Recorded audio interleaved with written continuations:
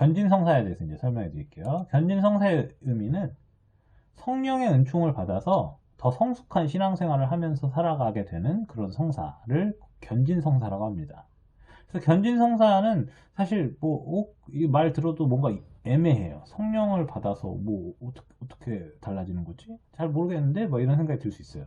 가장 분명한 그 답을 확인할 수 있는 방법은 사도들을 생각하는 거예요. 사도들이 예수님과 함께 지내면서 예수님을 계속 따라다녔지만 예수님이 하라는 대로 잘 안 했어요. 말을 잘 안 들었어요. 그래가지고 그냥 따라만 다녔던 거예요. 따라만 다니면서 보고 듣고 잘 배우고 하긴 했지만 그렇게 모습이 그다지 바뀌지 않았어요. 그죠? 그래서 사도들은 그냥 사도들 자기 나름대로 막 살고 막 예수님 말도 안 듣고 막 내가 넘버원이 될 거야 막 이러면서 엄청 싸웠어요. 자기들끼리. 그래가지고 이렇게 예수님 막 한숨 쉬셨을 거예요. 아 근데 사도들이 완전히 변화됐다고 제가 예전에도 설명을 해드린 적이 있죠. 그것은 바로 성령께서 함께 하시면서 사도들이 예수님을 본받아서 갑자기 살아가게 됐어요. 완전히 그들의 모습이 바뀌었어요. 외적으로 바뀐 게 아니고 생활하는 방식이 바뀌었어요. 사도들이. 그래서 바로 그러한 부분에 있어서 성령과 함께 살아가면 더 성숙한 신앙생활을 할 수 있다라는 점을 우리가 알 수 있어요. 사도들을 보면. 근데 바로 견진성사가 바로 그런 의미입니다. 그래서 사도들이 성령을 이렇게 받을 때 예수님께서 이제 보내주셨는데 그럴 때 그 변화되는 모습을 보여줬고 사도들끼리도 이 성령께서 함께 해주시기를 이렇게 기도할 때 안수를 해주셨어요. 안수. 그래서 견진 때는 이렇게 안수를 받고 이렇게 성사를 받습니다. 그래서 좀 더 성숙한 신앙인이 될 수 있도록 이렇게 받게 되는 성사가 바로 견진성사입니다. 이러한 견진성사는 원래는 세례를 할 때 세례를 받고 미사 때 하잖아요. 세례도. 그래서 그 미사 중에 영성체도 하고 그리고 주교님하고 같이 견진도 받았어요. 안수도 받고 그 다음에 집에 갔어요. 그러니까 길었겠죠 옛날에는. 그런데 요새는 안 그래요. 나눠졌잖아요. 세계가 나눠진 이유가 뭐냐면 주교님께서 견진성사를 해주시거든요. 아까 말씀드린 것처럼 사도들을 통해서 사도들의 후계자가 주교님이거든요. 근데 주교님이 바쁘셔요.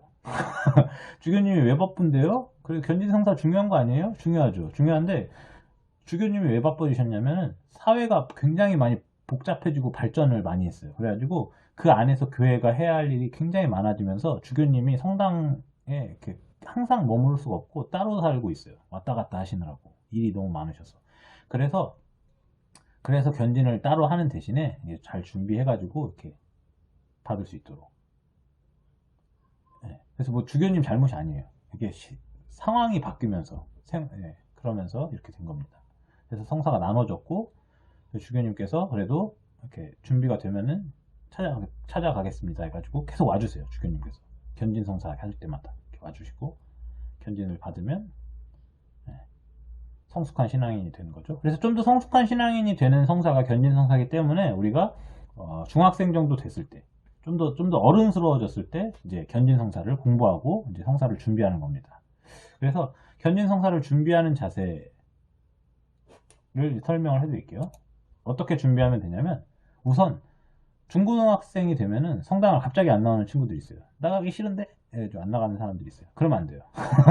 성당을 쭉 나와야 돼요. 신앙생활을 지속적으로 할 필요가 있어요. 지속적으로 할 필요가 있으면서 그래야지 우리가 중고등학생 때 견진을 받을 수가 있습니다.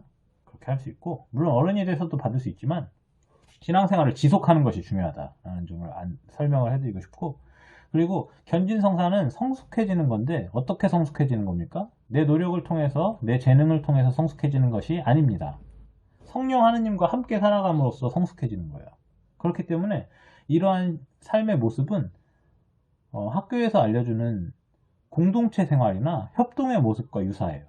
그러니까 말 그대로 사랑을 통해서 더 성숙하는 모습인 거죠. 견진성사는. 그래서 내 힘만으로 사는 것이 아니고 하느님과 함께 살면서 그분의 도움을 받으면서 살아가는 삶의 모습이 바로 견진을 받는 그런 견진 성사를 통해서 이렇게 추구하는 삶이기 때문에 그러한 습관을 잘 들여가면서 준비를 하면은 더 좋죠.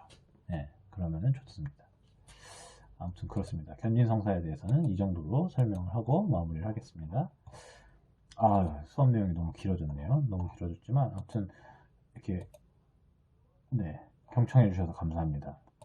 그리고 오늘 수업은 진짜 중요한 내용이 많았죠. 특별히 천년성체를 준비한 우리 친구들에게는 세례성사 그리고 성체성사.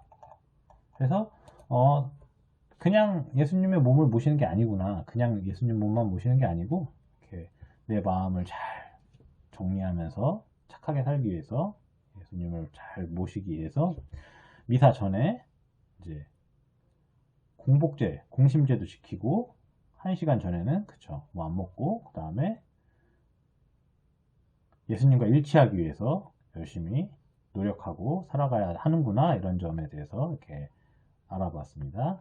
그래서 우리 친구들 천년성체 잘 준비하면서 이 성사의 내용에 대해서 성사의 의미에 대해서 잘 생각해 보면서 이렇게